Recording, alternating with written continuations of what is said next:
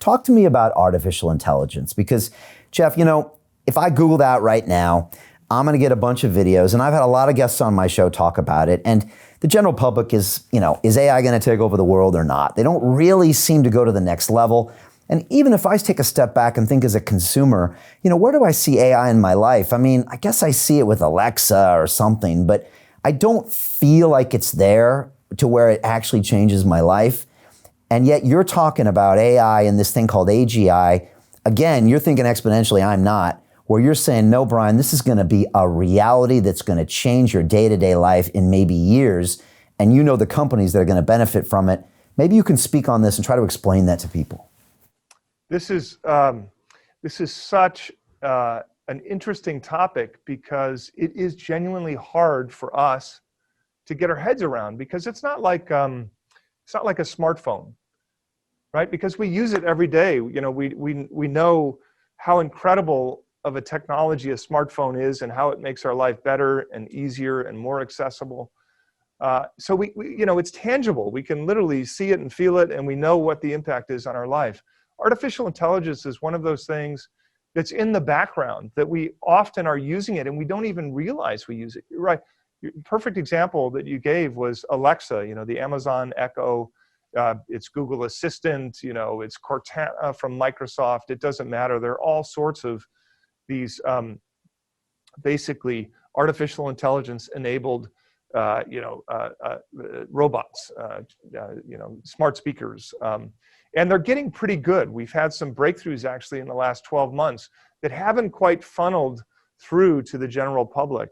2021 is going to be a big year. In fact, I believe by the end of this year, we're going to see digital assistants become quite pervasive. So we think about having our own artificial intelligence that understands us deeply and can actually go out and do very valuable tasks for us on our behalf. Or, my assistant can speak with your assistant and actually schedule our next meeting, our call, our session together without us ever having to do anything. Artificial intelligence is actually pervasive in our lives today. So let's take a company like Amazon, which, believe it or not, is one of the largest artificial intelligence companies on the planet. It uses artificial intelligence for all of its logistics networks. So sorting through millions upon millions of packages a day and figuring out how to optimize the delivery, this is all done with AI. Figuring out how to design and lay out and manage all the robots that are automated to go pick out packages in these warehouses. This is all artificial intelligence. And we use Amazon every single day. I know I get packages at my house every day. That's just one example.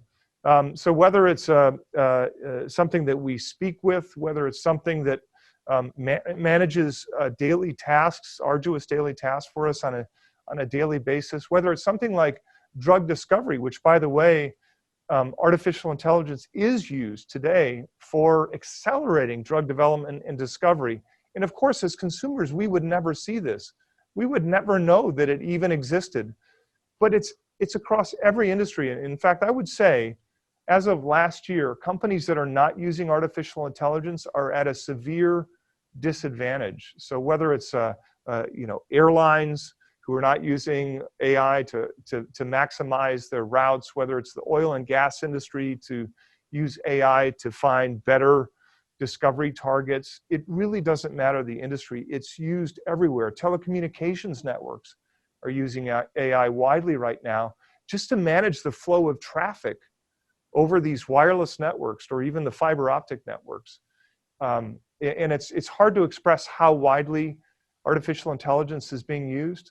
One particular sector that's very interesting to me, and I've invested heavily as an angel investor, are semiconductor companies that are making basically application-specific semiconductors. So these are chips that are made specifically to optimize artificial intelligence and machine learning. And what's happening is, as these companies release their new semiconductors, what happens with AI? The AI software gets better.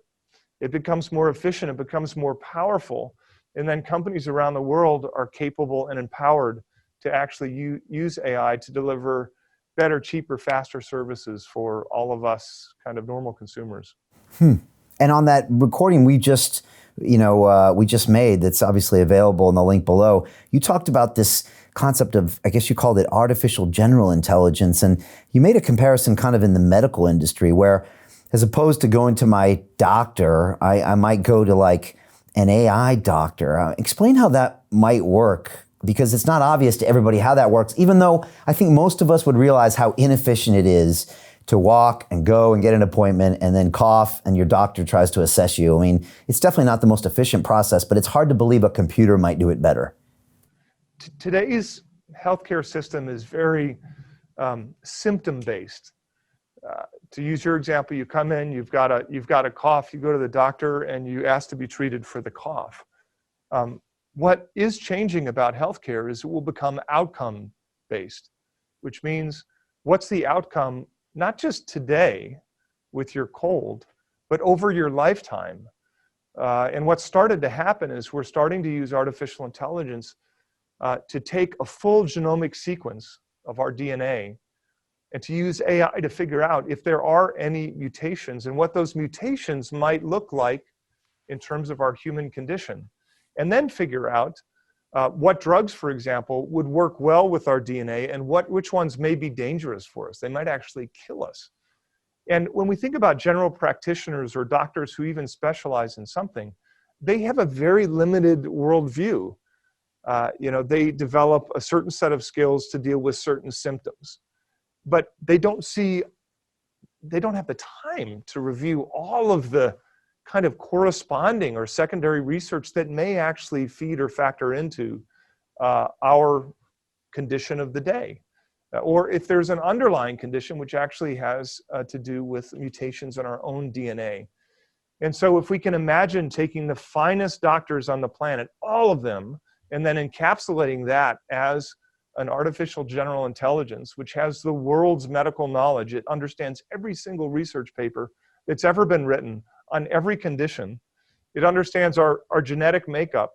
It understands all of the drugs that have ever been produced and how they react with certain individuals. I mean, it doesn't take a leap to kind of understand that would change our healthcare and the quality of our outcomes dramatically. And that's the doctor, honestly, I want to see if something's wrong.